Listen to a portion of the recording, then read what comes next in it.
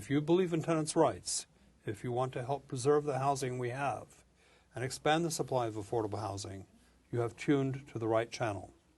Among other things, you will be able to call in and ask a question about a problem you're having with your landlord or about your rights as a tenant and get an answer from a tenant attorney right here on the air. You will also get some of the latest news of interest to tenant advocates. Finally, you will learn how you can help the campaign to preserve and restore our rent protection laws, which are due to expire in a little over 10 months and are in danger of being phased out. My name is Michael McKee. I'm a board member of the Met Council on Housing, and I'm the treasurer of the Tenants Political Action Committee. Throughout the next hour, we're going to give you information about sources of advice and information for tenants. Sometimes this will be on the bottom of the screen, sometimes on the full screen. You might want to get a pen and paper so you can write them down as we go along.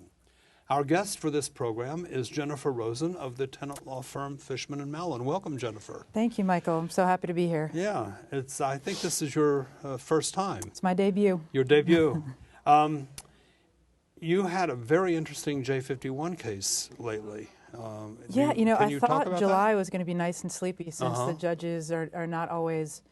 they're out on the golf course. They're out on the golf course during July and August, so it's usually pretty slow for tenant attorneys.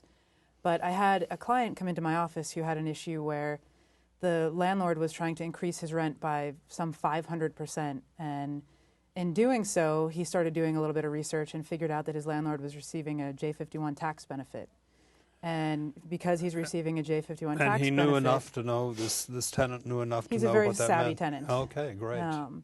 There needs to be more education surrounding J51 Right. because, as we know, there are a lot of buildings that are receiving it, and landlords are not complying by issuing rent-stabilized leases like they should be.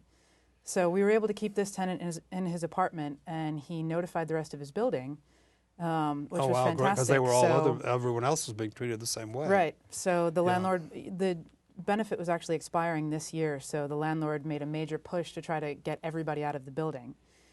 And we caught him just in time. I think we filed about 13 cases. So July ended up not being so sleepy after all. Yeah, and but that's, who knows how many other buildings are out there like this where legally the apartments are subject to rent stabilization because the landlord has received this benefit from the city. Mm-hmm. The landlord gets a tax credit or tax subsidy from the city. Usually a very large one. Very large one. In this case, one. almost $1 million. And in return for that, the landlord is required by law to put the apartments, at least for a period of time, under rent stabilization, and sometimes forever. Or right. Well, the beauty of ongoing. This case actually is that because they didn't include a rider in these, and actually never issued rent-stabilized leases to these tenants, now the tenants who are actually remaining in occupancy of their units get to be rent-stabilized indefinitely. That's great, yeah, because, but you have to know what the law provides, and you have to be willing to stand up for your rights, right. and you have to fight for it, because there's no enforcement in the system. And this is pretty obscure. It's very easy for a landlord to get away with not issuing rent-stabilized leases in these cases. I think with more and more education, and there's been a lot of news coverage surrounding J51, and it is a matter of public record. Any tenant can go online and do a search. If you even type in J51 benefit search, you'll get the search engine. It comes up number 1 and 2 in a Google search. So you can find out if your landlord is receiving this benefit, but most people don't even think to look. And they don't know what it means. No. They don't know that if the landlord is getting J51, he's required to put the apartments under rent stabilization, which means the tenants have protections from arbitrary increases, and they have protection from arbitrary eviction. Right. Whereas if they are not rent stabilized, the landlord can raise their rent by any amount. He doesn't have to renew the lease, and he can terminate the tenancy at will. Absolutely. So there's a lot here at stake. Well, congratulations. That's really Thank you. That's really good news. That's a mood changer. It makes my day. It's exciting. Before we take calls, a few things that you should know about Met Council on Housing. First, Met Council runs a tenant hotline every Monday, Wednesday, and Friday from 1:30 to 5 p.m. Tenants can call 212-979-0611 during those hours and get advice from a live counselor. I should mention that there are days when the volume of calls is very high, which means people need to be patient, and if you leave a message, you will get a call back. I know it's frustrating when you call in and you get the recording, and that means that the counselors are talking to other tenants. Also, Met Council on Housing has a weekly radio program called Housing Notebook on WBAI FM 99.5 on the FM dial. Housing Notebook is on the air every Monday from 8 to 9 p.m. You can also listen on the internet at www.wbai.org. Finally, Met Council on Housing publishes the only tenant newspaper in New York City called Tenant Inquilino. Those who become members of Met Council receive the newspaper in the mail every month. An important point, Metropolitan Council on Housing is not and has never been affiliated with the Metropolitan Council on Jewish Poverty. They are completely separate organizations. Now, here are some brief news items and announcements of interest to tenants. First, in a debate last night on Inside City Hall on New York 1, State Senator Jeff Klein of the Bronx refused to say whether he will vote to repeal vacancy destabilization and whether he will vote to repeal the state Erstat law that prevents New York City from enacting its own laws affecting rents and evictions. Klein's opponent in the September 9th Democratic primary election, former City Council member Oliver Coppell, asked Klein twice if he planned to vote for the bills, and Klein refused to answer both times. Tenants Political Action Committee has endorsed Oliver Coppell in this race.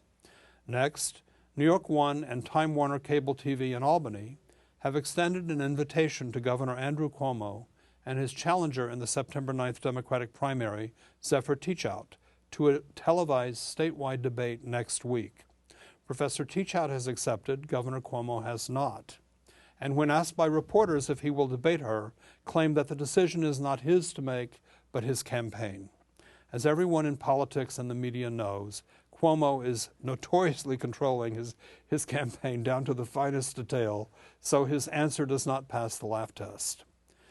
Citing his failure to honor his central campaign pledge of 4 years ago, which was to clean up Albany, the New York Times, in an editorial published today, declined to endorse Governor Cuomo for re-election. While the Times did not endorse Professor Teachout, the editorial suggests that voters who want to register the disappointment with Mr. Cuomo's record on changing the culture of Albany may well decide that the best way to do that is to vote for Zephyr Teachout on September 9th. Finally, tenants at Ennis Francis, a decrepit apartment building in Harlem owned by the Abyssinian Development Corporation, are angry and frightened after an early morning fire on Monday. The sprinkler system did not work and the fire alarms were not working as well. So tenants frantically went through the building, alerting their neighbors to get out after the fire began in a second-floor apartment at 2:30 in the morning. 3 firefighters were injured extinguishing the blaze. Reverend Calvin Butts, who founded Ennis Francis, told the Daily News that he had not been told that the sprinklers and alarms were not working. That's pretty scary. Frightening. Yeah, very frightening. I went through this 3 in the morning, a fire, and with a neighbor knocking on our door and saying, "Fire, get out, get out." You ever try to get it addressed quickly when someone tells you there's a fire in the building? Luckily, it's I like all of haven't a had that sudden you can't experience. quite tie your shoe. It's frightening that that's happening in this yes. day and age with this technology. It is really scary. Fire alarms are so inexpensive. Landlords that cut corners like this. And sprinkler systems that don't work. I mean, that is really scary. Absolutely. Yeah. So, back to the J51 situation. So the tenants in this building who, is it all the apartments or just 13 of certain number of apartments? Some of the it's all the apartments. Whenever a landlord is receiving J51, even if some of the units have been lawfully deregulated, they become subject to rent regulation again. So there's kind of a mishmash of everything happening in this building.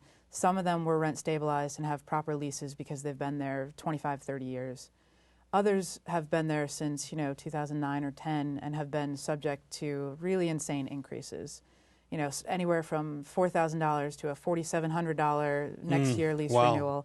So some of these overcharges are substantial. That's a big overcharge. Yeah, absolutely. Yeah. And a landlord is subject to treble damages for at least a 2-year period if we can prove that it's willful. And in most of these cases, there's a presumption of willfulness. I think this sounds like it was deliberate. I think so. I think that they might have intentionally applied for the J51 to get the $1 million tax credit. Knowing that they were supposed to then register the apartments as rent stabilized. but didn't do it and thought they Yeah. would get away with it. I think they're going to be hard-pressed to show that this was a mistake, Yeah. especially since just coincidentally all of these tenants were experiencing significant hikes the last year of their benefit. So I'm excited to litigate these cases. So what's the legal status now? Are you in court? We are in court. We filed 13 complaints. We just started receiving answers to the complaints yesterday. So we'll move on to the next phase of litigation, which is discovery. We'll be able to demand documents from the landlord, and we're going to be able to look at some previous tenancies, because in some cases it's not just the overcharge that they were subjected to while they were in the unit. They may have come in at a rent that was illegal. So the overcharges may be easy to calculate based on what we've done so far, or they may be much more difficult if we see a pattern of fraud, which I anticipate once we get documents that we demand. So there went your summer. There went my summer. Okay. All right. And now we have a phone call. Hello? Hello. Hi, you're on the air. Yes, hi. I'm asking this question on behalf of rent-stabilized tenants whose lease will be up next year, not this year, but next year. And I'm wondering what you think, whether we'll get the same small rent increases as those whose leases are up this year got. When does the lease actually expire? It expires in a year from now. So it will be covered by the current, the guidelines that go into effect October 1st. Well, it's actually October. You mean it's October 1st? Is the October, lease expires September 31st? The end of October. The lease expires September 30th? Of next year. Yeah. Okay. Yeah. So your friend will be covered by what the board does next year. Yes. The Rent Guidelines Board votes every June for rent adjustments. That's what the law calls them. They don't say rent increases. For 1 or 2 year lease renewals for leases that come up for renewal in the year beginning that October 1st. Right. So in June, they vote for whatever the adjustments are going to be for 1 and 2 year lease renewals beginning on October 1st. The guidelines year always runs from October 1st to September 30th. Right. There's no way to answer your question. Okay. This is Russian roulette. Last year, for the first time in 40-odd years, when people asked me, I actually gave them advice to take the 1 year lease because it was certain that whatever the guidelines were going to be this year, they were going to be significantly lower. And indeed they were. They are. I can't tell you how many people told me, I always take a 2 year lease. So they locked themselves into 7.75%. Yeah. Instead of getting a 4% rent increase and then possibility of getting a 0 or a Now it's 2.75. 1 or 2.75. Yeah, starting in, it's 1% for 1 year lease renewals, and it's 2.75 for 2 year lease renewals. We didn't get the rent freeze we thought we were going to get. Disappointing. Very disappointing. How do you advise people when they ask you that question? It's really hard to predict because you never want to be the one to tell somebody to sign a 2 year lease and then all of a sudden next year there's a drastically lower increase. So, I mean, if they're a tenant that is in jeopardy of facing a notice of non-renewal based on non-primary residence or something like that, then I always suggest 2 years. Yeah. It's worth even paying a little bit higher of a rent increase rather than getting a notice of non-renewal If your landlord's trying to empty the building out for owner use, for example, when the landlord says, I need all of these apartments from me and my family, you would want to take the 2 year lease renewal for obvious reasons, regardless of what the increase is. Right. If there's no real threat of eviction, then I would suggest usually 1, hoping that the next year's guidelines would be lower. But It's really hard to predict because no one has a crystal ball and no one can say what, landlord's operating costs or landlord's incomes are going to be next year. We won't have those numbers until next spring. So it's really kind of, are you still there, caller? Yes. So, I mean, I don't know if we've been able to answer your question as best we can. Yes. We really cannot give you an answer. It is like Russian roulette. You pays your money and you takes your chances. Exactly. We can hope that with de Blasio we'll continue to have smaller-ish increases.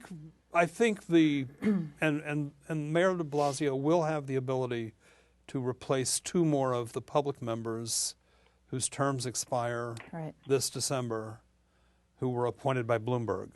So that was part of the problem this year. So we're hoping that he will replace them with better people, more fair-minded people. But I suspect we may be looking at 2 or 3 years of modest rent increases.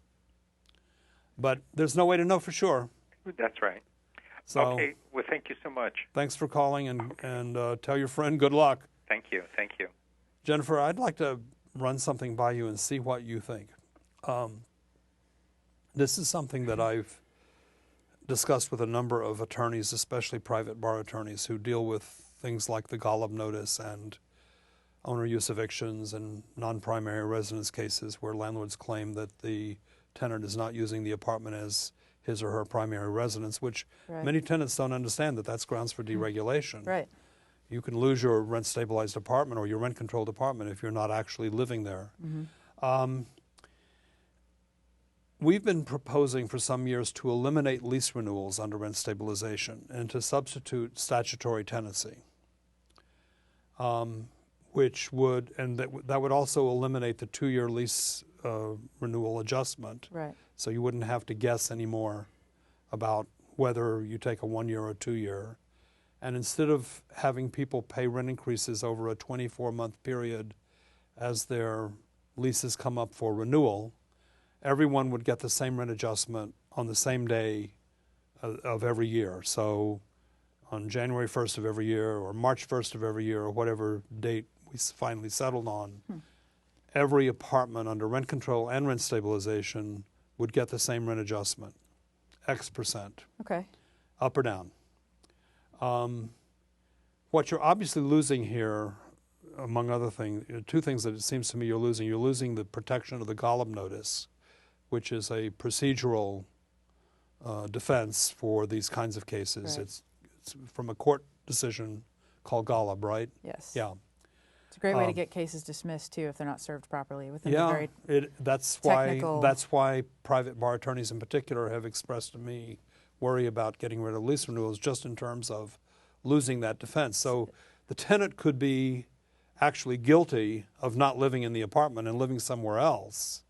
And if the landlord doesn't serve them properly, according to the Golub procedures, he's going to have to renew the lease for another 2 years and then start all over. Right. Now, the way we would resolve this the way we would protect against this for owner use cases is we would tighten the owner use standards tremendously. That sounds good Yeah, already. Yeah, we would limit, our legislation limits landlords to 1 apartment per building, period. You cannot empty an entire building anymore under our bill if we can ever get it passed. And there are other procedural, we incorporate some of the rent control procedural protections into rent stabilization against owner use evictions. Okay. Now, you can't just completely eliminate owner use evictions probably because that would be constitutionally suspect. We might, actually get the Supreme Court to crack down. But we can restrict it. You would no longer have the Golub defense for non-primary residence cases, which I understand from the point of view of lawyers trying to help their clients is not a small thing. Right. You would also lose, I would assume, unless you had a tenant who was smart enough and organized enough to make sure they keep their original lease, you would no longer have the right, the ability to get legal fees if the landlord sues you and loses. That would be a game changer, I think even more so than loss of the Golub notice. I mean, because when landlords sue tenants, frivolously, if the lease contains a clause saying that the landlord may collect legal fees from you, then the law provides that the tenant can collect legal fees from the landlord if the tenant wins. And it does sort of, I think in some cases, not in all cases, but in some cases discourages landlords from bringing frivolous lawsuits. Or encourages them to throw the towel in a lot earlier than they would have. Landlords have deep pockets, and these tenants, even if they can scrape together the amount of money that it costs to hire a private attorney, which is no small feat, then they need to be able to get their fees back and not be outspent in court. So we're looking at how we could possibly provide for this statutorily. The problem is you can't do it one-sided. You would have to do it both ways. You'd have to have a bill that said the landlord can collect legal fees if he wins, and the tenant can collect legal fees if he Well, wins. it's that way anyway if there is a fee That's provision. right. So we're I don't thinking of think- maybe putting it into the statute I think so that we would don't be, lose that. Yeah, absolutely. But what do you think? I like the idea, except for loss of the Golub defense. Assuming this legislation did have some sort of mechanism by which tenants could collect legal fees, then I'd be all in favor of it. But the loss of Golub and legal fees would That's be a biggie. That's a biggie. would be a no-go for me. Yeah. Okay. I appreciate that. That's very helpful. Okay. Now we have another phone call. Hello. Hello. Yes, can you hear me? Yes, you're on the air. Yes, I was recently selected for a lottery apartment. I had an interview and I gave them all the documents necessary. So my dilemma now is they say I qualify for a studio apartment. And my income is going to rise as I'm newly retired. I work for the city. My income is going to rise in the next 5 or 6 months. So I'm trying to figure out, will I be able to qualify for a one-bedroom or once my income goes up? Well, I think we're going to have a hard time giving you a specific answer here. When are you supposed to move in? Or is the building still being constructed? Hello? Say again, please? When are you supposed to move in? Or is the building still being constructed?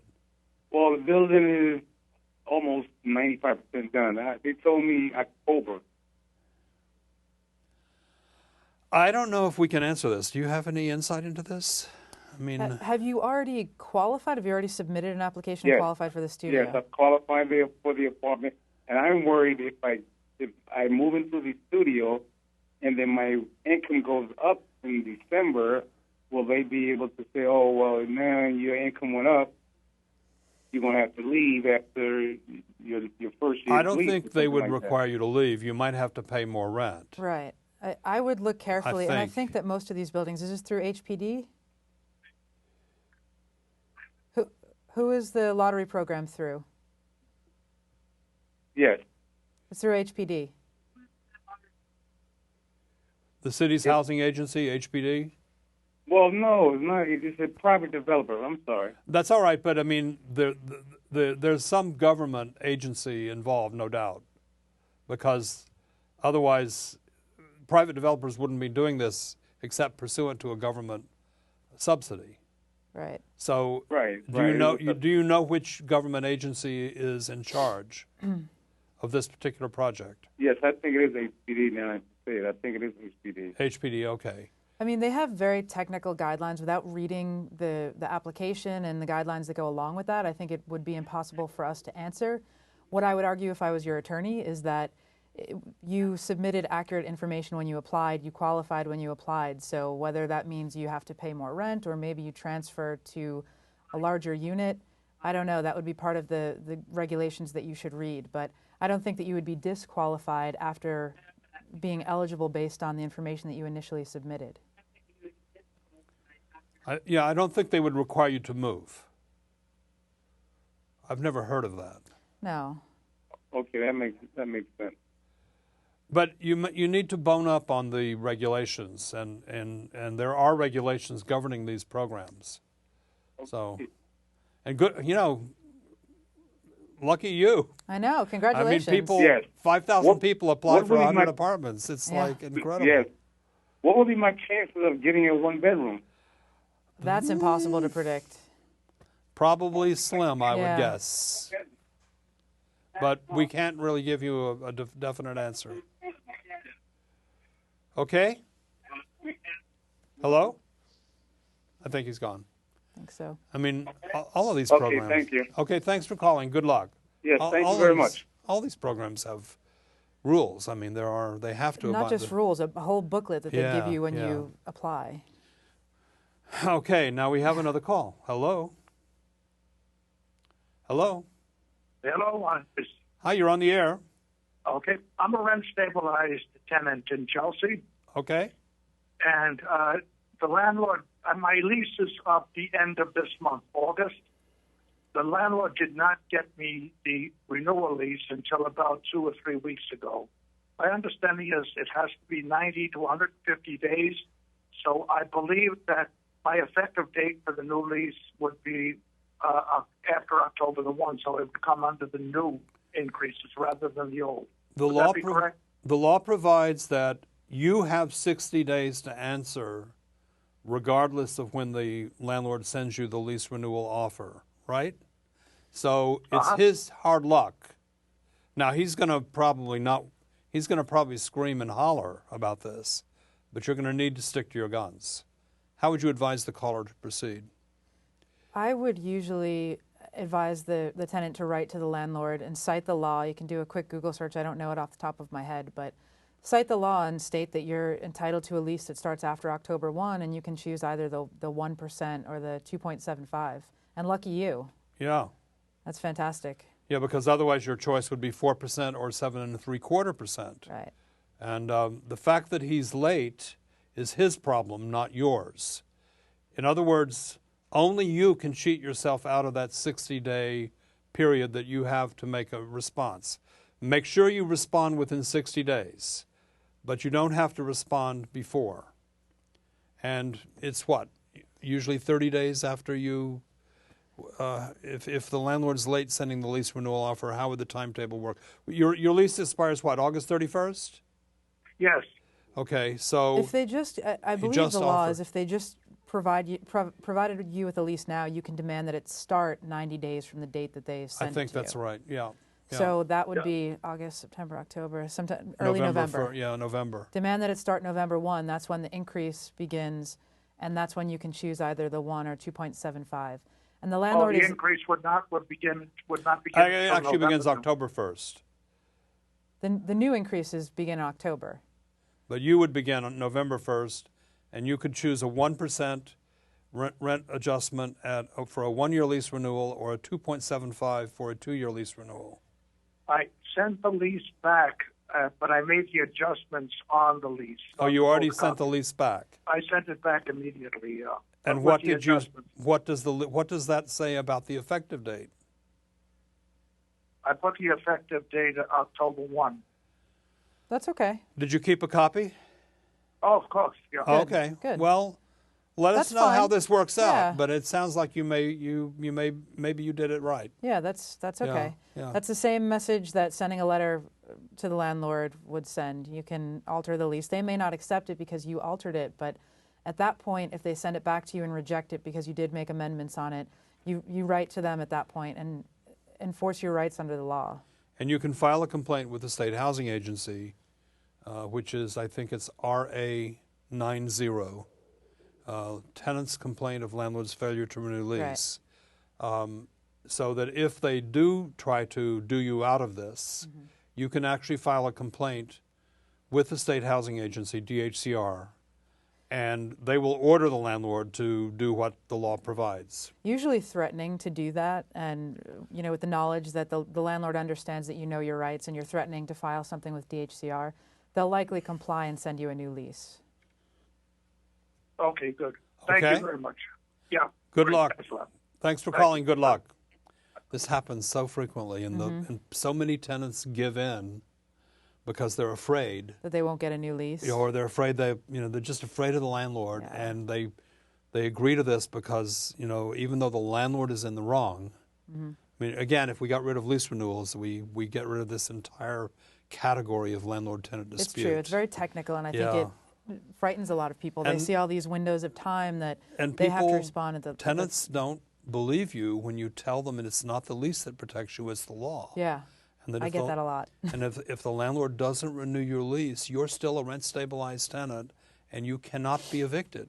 People look at you like you're crazy. It's a hard concept to convey to people. Listen, one of the drafters of the rent stabilization law, who worked for the Lindsay administration, told me in 1978, that we wanted to make sure it was a lease system because we didn't want tenants to think they could stay forever. That is a direct quote. Okay. If you ask a rent control tenant who hasn't had a lease for probably 60 years, are you worried about being evicted?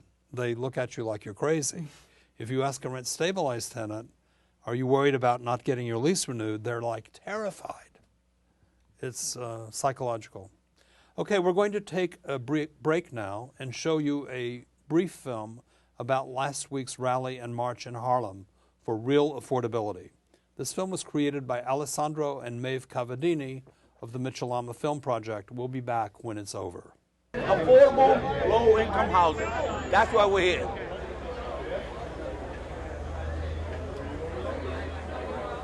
Affordable housing that should be built sustainable and should be paid at union wages so that people can have their ticket into the middle class. Because people who work that hard to build housing for people should earn a decent living. They should be able to afford to live in the city that they're building. If that community housing can be built by the trade unions, we have an opportunity to open up our apprenticeship program to all those people in the community and give them a path to a career and not just a part-time job. I think people understand the crisis we're in. People understand that, we need housing desperately. There's, homeless families all over the city. There's people living on couches. There's people all over the place that need housing, and all of us coming together, to really move this agenda forward, move with the mayor, move with the council and everybody on how we actually get to, a density of affordability in the neighborhoods. I'm John Skinner from the Metal Actors Reinforcing Ironworkers Local 46, and we believe in supporting more affordable housing and real affordable housing for the people in New York who need it the most, who need the most help. And there's no reason we can't build this affordable housing responsibly with the labor unions and the building trades from New York City. Anything else is less than and is not acceptable in this time.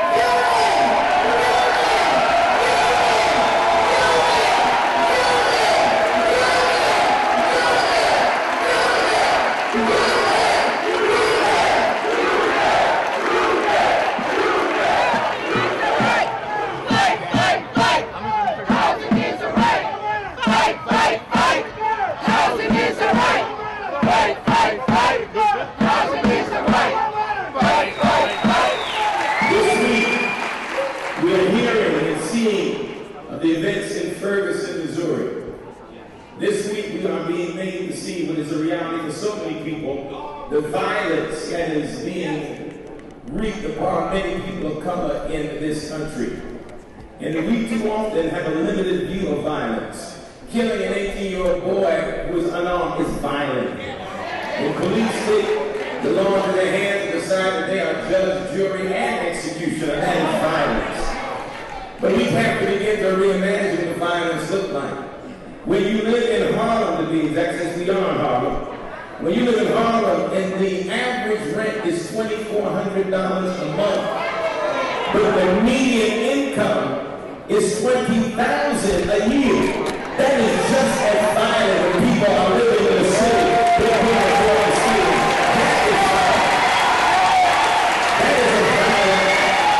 And if we're going to be upset about the loss of life, we ought to be upset about the loss of affordable housing in the city, because that is just and that is a violent act.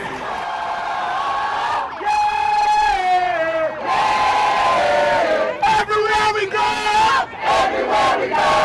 people want to know who we are, so we tell them, we are a community, fighting for housing, and their wages.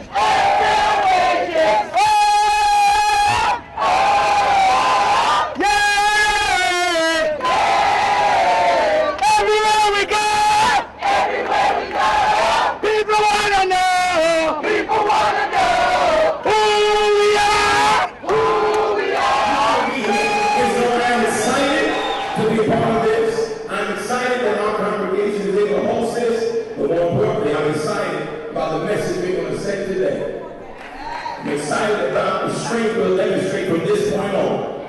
I'm excited about us grabbing hold of the power. If we don't get it, organize. If we don't get it, organize. If we don't get it, organize. If we don't get it, organize. If we don't get it, organize. Mic check. Mic check. Thank you very much for joining us on our march to the State Building as we launch our attempt to take back Harlem from people who want to gentrify our community. I know this. Developers have a lot of money. Sometimes they use that money to buy people and to pay off people. And you will face it, we will face in this movement forces that will use their money to silence those who are concerned about justice. They will use their money to buy off elected officials who are easily manipulated by the resources of the wealthy. That's what happened. But never forget this, in the moments when it seems as though our fight will not yield the fruit, because of the fight we're fighting, remember this, I close on these words. No matter how much money they may possess, never forget that organized people will always be organized money.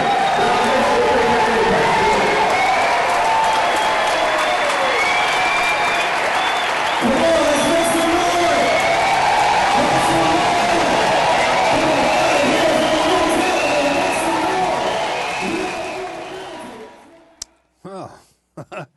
Well, I didn't get to see this before the program, so. Oh. Yeah. I certainly didn't. It was nice to see. I forgot how loud that rally was. It was like. It almost felt like we were there. Yeah, I mean, the place was packed. I mean, what you don't see in the film is that the balcony was totally full, as well as the ground floor. It's an old theater. It's an old movie theater that's been converted into a church. And you can see that it was a movie theater. So it's large. You know, It's an old-fashioned. How many people do you think were there? I would say at the church there had to be 1,000 people. Wow. Now the march I don't think was quite as big. In fact, the news report said it was 500 people marching, but I'm not sure about that. I wasn't able to march because I had hurt my leg, so doctor had told me to stay off it. So, but I saw them going off. It was a great rally. A lot of fun. Where did it start from? It started from First Corinthian Baptist Church, which is at 116th and Adam Clayton Powell Boulevard, 7th Avenue.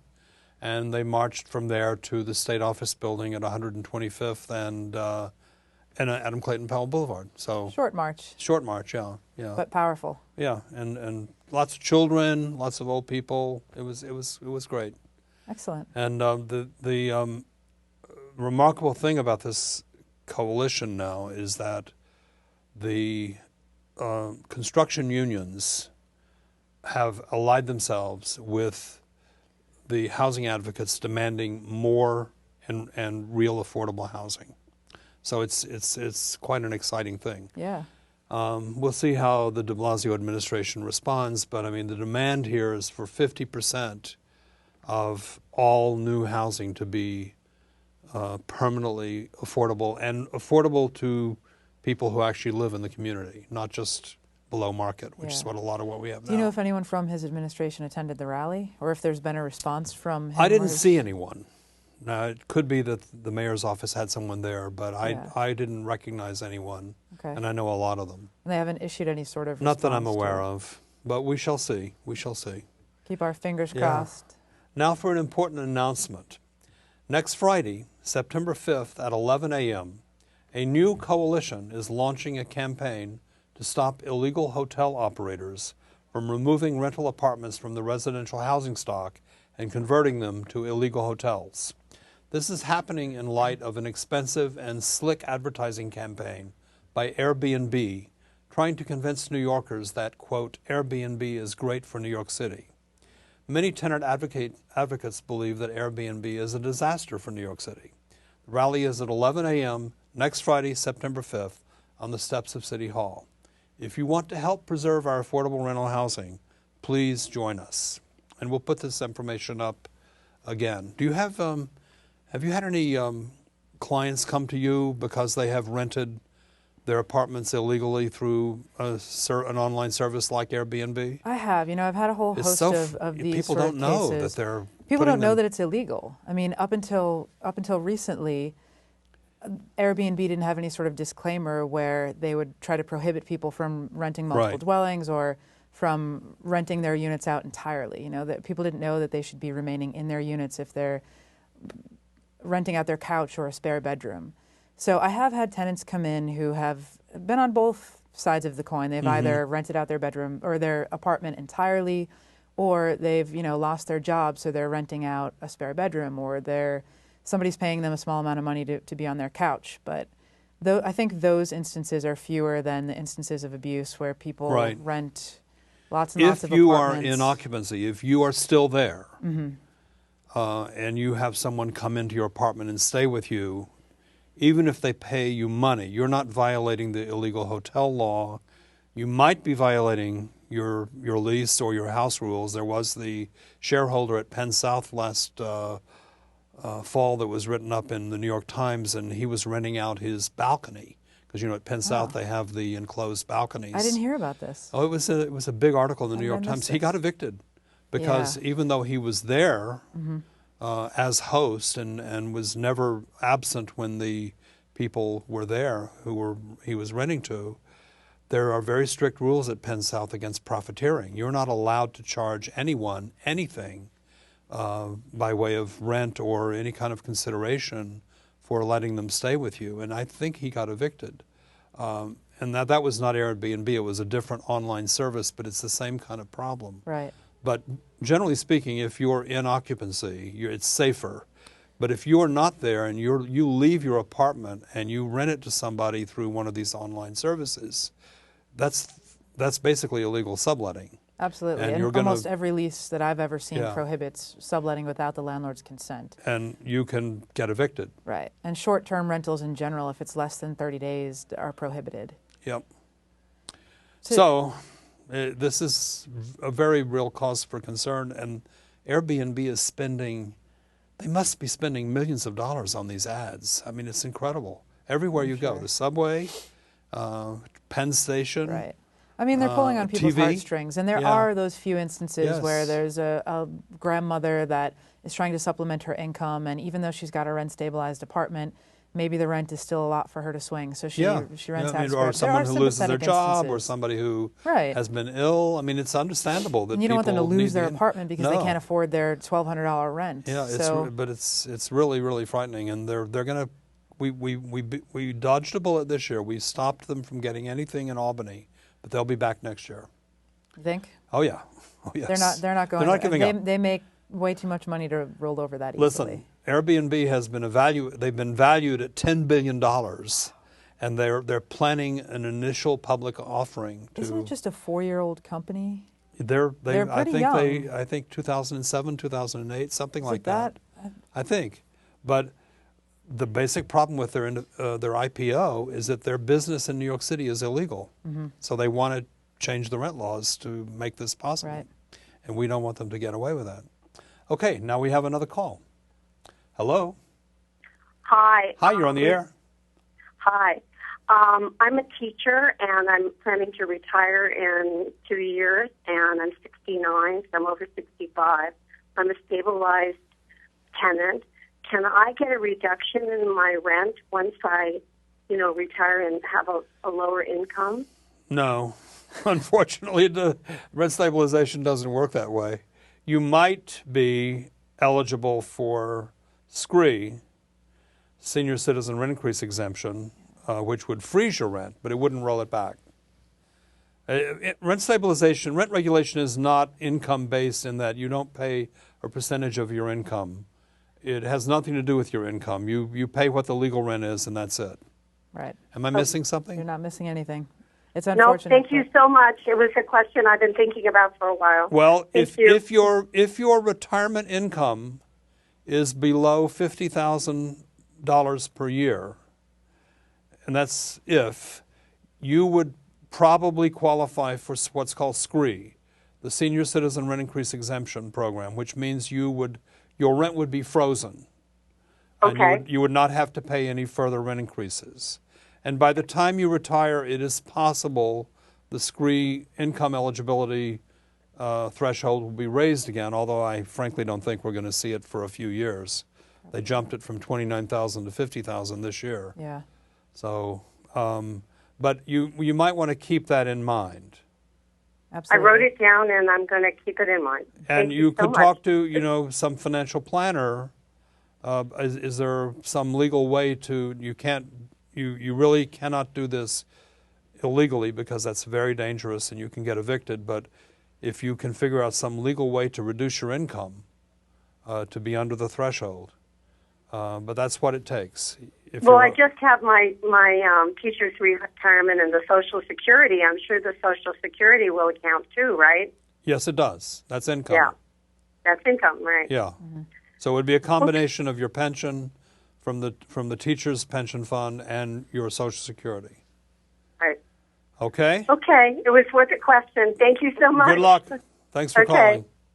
Yeah, I mean, I think teachers at least have good pensions. Yeah, absolutely. I mean, as do many But wouldn't it be union great members. if all housing was income-based?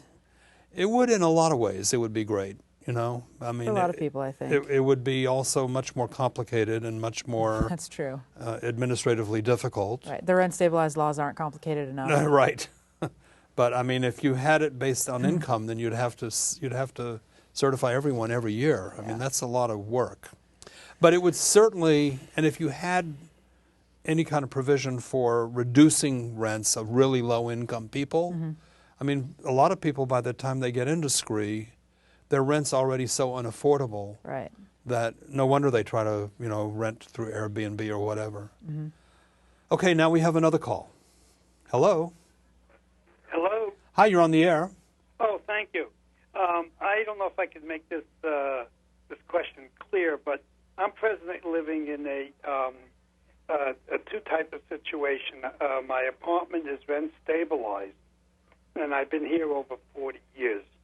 And it was also a co-op, a non-evict co-op. Now I'm up in years now, and I'm wondering, is there a difference between rent stabilization and a non-evict co-op? Can I be, if I reach the maximum, was it $2,500 and $200,000 a year income? If I go above that, the income, do I still fall under the non-evict plan? Okay, let me ask, first of all, a couple of questions. You are a rent-stabilized tenant, just to be very clear. You're not a shareholder in the co-op? No. Okay. No. And how long has it been since the building was converted to a co-op? Oh, about 20 okay. years.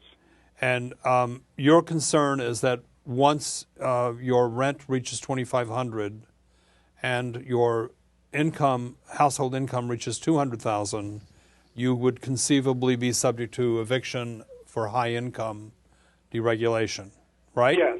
Okay. First of all, you should understand you have to meet both thresholds.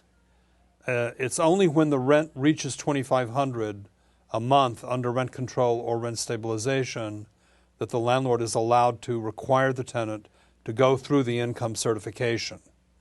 So even if your income were over $200,000 a year, if your rent is below $2,500, you're not subject to this procedure. So that's the first thing to understand. Secondly, if your rent does reach $2,500, the landlord would, and who owns your apartment? Is it the sponsor, or is it somebody who bought it, or who? Does the co-op? Yeah. The co-op owns the apartment? Oh, the sponsor. The sponsor still owns your apartment? Yes. Okay. There's no exemption for, he would still be subject to the income certification if his rent goes above the threshold. Yeah, so you'll receive a form, if that happens, you'll receive a form from the landlord asking you to certify what your income is. Right. What is the initial It's $200,000 a year household income. Right. The initial form, though, there are two. There's Oh, the it's- income certification yeah. form, but there's one before that. There's two forms. The landlord sends you one, and then you send it back. The landlord, if the landlord doesn't like your answer, he can petition DHCR. And then they send you DHCR paperwork. sends you a form which you have to answer. People sometimes the mistake of not answering that second form because they think, well, I answered this already, Right. and they get in trouble. Don't make that mistake. Yeah, don't make that mistake. It's a complicated procedure. Your income would have to be over the threshold for 2 consecutive calendar years. See, the problem lies is that we're both civil servants, and we put away money, and we have pensions, and we did not have that at the time. And now we're considered to be, we're going to go over that threshold. I know they lowered the threshold years ago when it first came in from 20, It was originally $250,000. down. Then it was lowered to $175,000, and then it was raised to $200,000 3 years ago. Is there any indication that possibly in 10 years?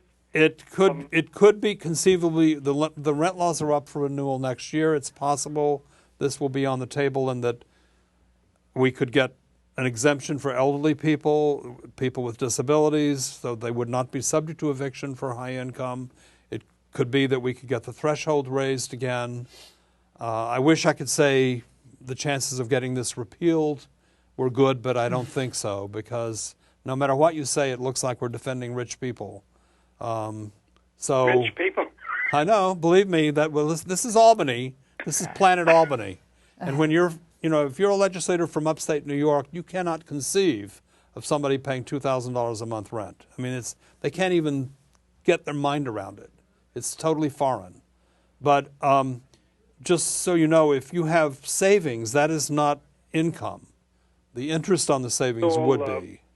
Pensions and Social Security. If you have anything that's income. Yes. And what I would suggest you do now, and I assume your rent is not yet at the $2,500 threshold. No. I would suggest you consult with a good tenant attorney now. Go over everything and have a discussion with a good tenant attorney about what you could do to protect yourself down the road. And if you give Met Council a call, we will refer you to a tenant attorney. Okay. Be worth it doing it now. Do it now before this becomes an issue. That's a very good suggestion. This is a very complicated process. The procedure is booby-trapped. It is designed to trip people up. By the time you get the form from last year, it's time to fill out the new form for this year. People can't remember which year this form is for. They file the wrong one sometimes.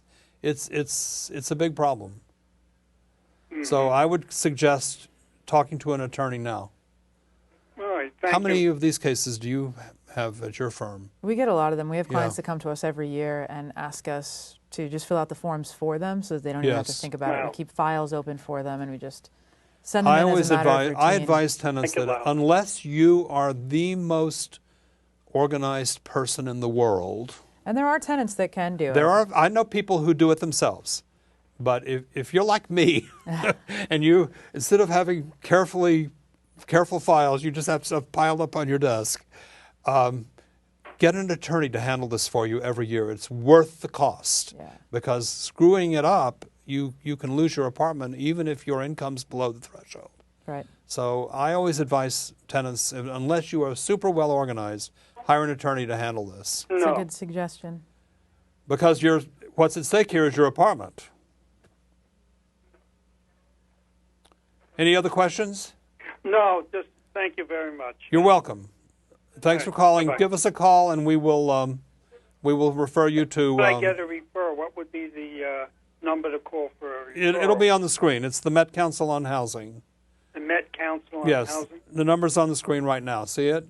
Legal aid, it says. Legal aid. You don't want to call legal aid. You're not. You're not eligible. Not at your income level. Yes. So. Wealthy. Okay. Good luck. Okay. And don't worry too much. Okay. But you need to educate yourself about this. Yes. Okay? All right. Thank you. Okay. So, Jennifer, we're almost out of time here. It went by really quickly. Yeah, it did go by quickly. You told me that it would. Yeah, it's, once you get into this the question and answer. It's been a lot of fun. Thanks so much for having me on. Thank you so much. We'll do it again. Definitely. So, you've been watching Tenant Action today. We're on every Wednesday from 6 to 7 p.m. If you want to get involved in the fight to strengthen our rent laws, please get in touch with Met Council on Housing. Thanks for watching, and please tune in again next week.